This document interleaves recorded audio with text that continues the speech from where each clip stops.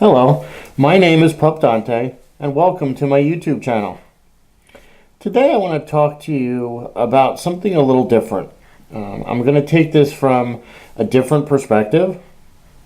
Most of my videos are going to be helpful to mainly puppies, handlers, those that are in the community. And although a lot of the things I'm going to talk about today will pertain to puppies and how they interact and handlers and owners, but I'm more targeting those who I want to call as friends of the puppy community. I'm referring to friends because it might be those people that maybe they're not in the community, they're not a puppy, they're not part of the puppy community, but they want to go see what it's all about. They want to go see a mosh. They want to go to a puppy event. So it's really the friends of the puppies that I'm really talking to today. And I want to kind of give you some pointers, maybe some things you maybe didn't think about. Most of us puppies know, what we can do, what we can't do, how to be playful. Even be playful to a point of maybe pushing that limit, because we're a puppy ourselves. We know if we do a certain thing, what it's going to do to the pup. Whereas someone who isn't in the puppy community at large, or who isn't a puppy or part of the scene, isn't going to really understand it. So I just want to give some tips in regards to that. The first thing I want to say is obviously puppies do what we do because we enjoy it. It's fun. It's lighthearted. We just love to have a ball. One of the biggest enjoyments being a puppy, besides the playfulness, is the fact that we love affection. We love to have our head scratched, our ears scratched, our bellies rubbed. Oh, we love belly rubs. So we love that affection, even just to be held, scratch the ears and the back and the belly, okay? We love that kind of affection. Because of that, a lot of people are drawn to a puppy. So they want to approach a puppy, they want to do the scratching, and they want that reaction of the pup, because we do react quite well, and most puppies react in some way, and there are a lot of puppies that just go berserk. They're very flamboyant and energetic when they get shown affection. But what I want to talk about is, you're standing, maybe watching something, watching a mosh, and you want to approach a puppy. How do you do it? Okay. The easiest thing I can tell you is, if you've ever had a dog, a real bio dog, you're going to approach a puppy the same way, okay? Preferably, if you see that a puppy is being held by someone, or perhaps he has a leash, you want to approach the person who is holding the pup or who has the leash, because they're most likely their handler. So you want to approach them verbally and ask them, is it okay if I pet your pup? Okay, if it's not theirs, then the person will tell you, okay? If it is, then, he'll either give you permission or what have you. You can take it from there. But the first step is to look for a handler that might be handling that particular puppy. If there's no handler, you pretty much have to approach the pup yourself. Now, this is the point that don't be offended by the pup's reaction. The best way that I can explain to approach a puppy is the same way you would approach a dog. You're going to more or less walk up to them or be close to them.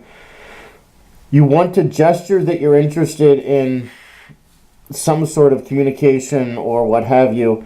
The easiest way is to simply extend your arm or your hand down toward the puppy and see if the pup then responds to come to you. You don't really approach the pup. You let the pup approach you. If you extend your hand and the puppy kind of leans forward and kind of puts his head down and does one of those things, the odds are it's okay. You can scratch him and pet and what have you. If, on the other hand, the puppy either backs away, which can happen, or slightly growls, just like you would be watching for signs of a real bio dog. Okay, if you extend your hand and that puppy tends to do a growling noise that is obviously not something that's a good thing, and you can usually tell because it's a really affectionate pup who's getting scratched might make a really playful kind of like, and that's playful. A growl that's either fear or not anger, but just stay away kind of thing is going to be a very determinate growl. At that point, you just want to leave the pup alone. Understand, though, that it may not be the puppy's choice. There are pups that their owners or handlers do not allow them to contact other people. So they might be, perhaps they're in training, perhaps for whatever reason, okay, they're just not permitted to interact with people. That's their way of signaling, stay away. So don't take it personally. It could be very much that pup just is dying for you to give them scratches, but they're not allowed, or whatever reason it's prohibiting them from accepting that. So keep that in mind. That's probably the easiest thing, or the easiest way to approach a puppy and get that reaction. Okay. Us pups tend to wear all kinds of neat gear. We obviously have the hoods, which you can feel free and scratch and pet. We wear lots of other gear. We wear harnesses. We wear miscellaneous clothing. Sometimes just very generic vanilla clothing, and other times it's gear-related clothing or fetish-related. We wear paw pads on our hands. We wear knee pads, shoes of some sort, or socks. Some of us will go barefoot. We wear a tail. Most bio dogs have tails, so us puppies wear tails. Our hoods generally have different things on them. Mine has ears, floppy ears. But sometimes the hoods have different things. Sometimes some puppies have bone gags. But they don't usually wear that when they're moshing, but they can wear them other times. Definitely a collar. Now this is built into my hood, but a lot of puppies will actually wear a real collar, which is separate from the hood. Sometimes it's chain. Sometimes it is leather. It just depends. Okay, so there's all kinds of different gear. The reason I mentioned the gear at this point is there are specifically 2 pieces of gear that you always want to stay away from. You never ever want to touch or in any way bother the puppy with it. The first is the collar. Most people don't understand it, and that's okay, but the collar has a special meaning to a puppy. The collar basically is similar to a wedding ring for a married couple. So that collar, the lock, it's very symbolic to the puppy. So a pup will get very, very upset, along with its handler or owner. Will get upset if you start touching it.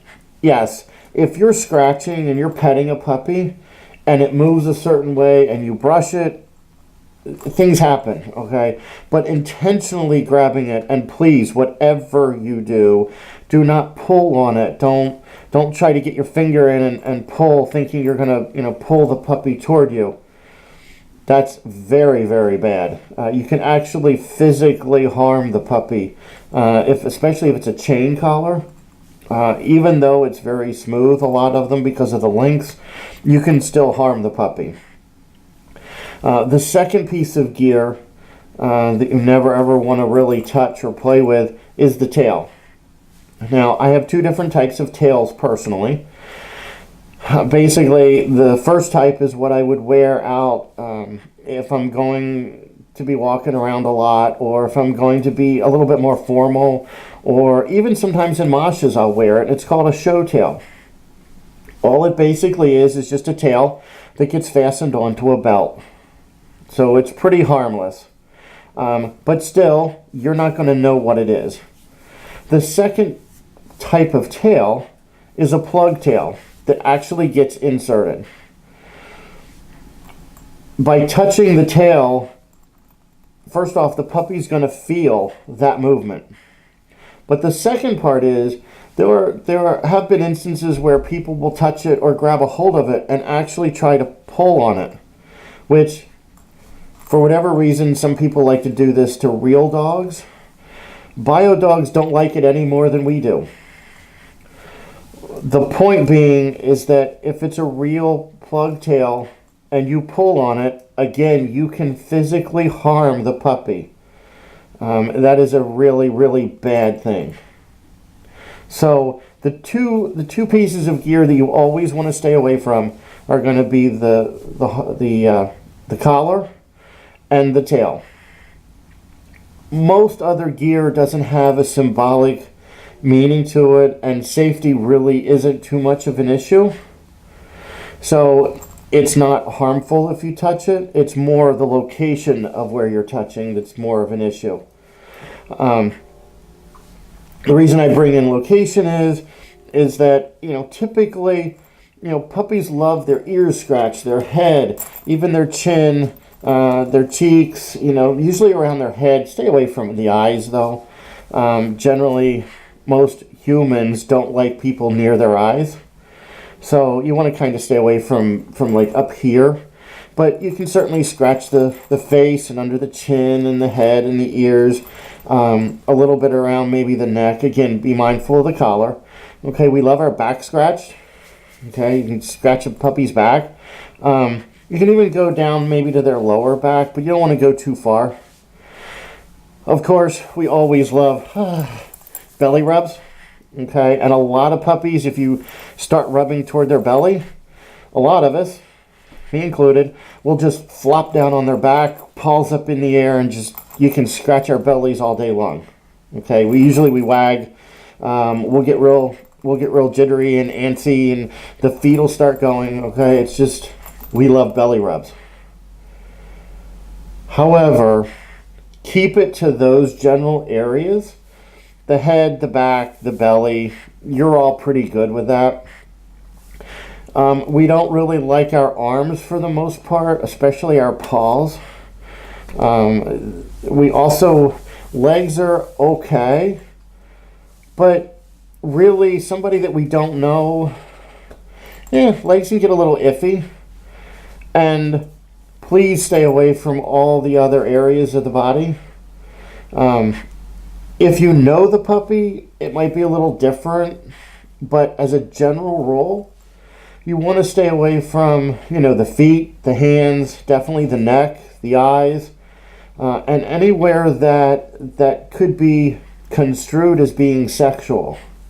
Okay, obviously, the crotch area, the ass, anywhere, like between the legs, maybe inner thighs, you definitely want to stay away from that. And that's usually why I recommend stay away from the legs and the arms. If you just concentrate maybe on scratching the head, the back, and the belly, you can have a lot of fun with a puppy with just those three areas. Okay? So you definitely want to do that. One other thing to remember is never approach a puppy or never engage with a puppy, even after you've approached him and he's okay with that, and you're petting and you're scratching. Never ever approach a pup sexually. Don't force him to be in a certain position or try to make him do something unless you've already talked to someone about it. As a friend of a puppy, you want to make that acquaintance. You want to get that rapport going. You want them to be happy. You don't want to bring the sexual side of it into it because, first off, they may not be allowed to. They may not want to. They don't know you.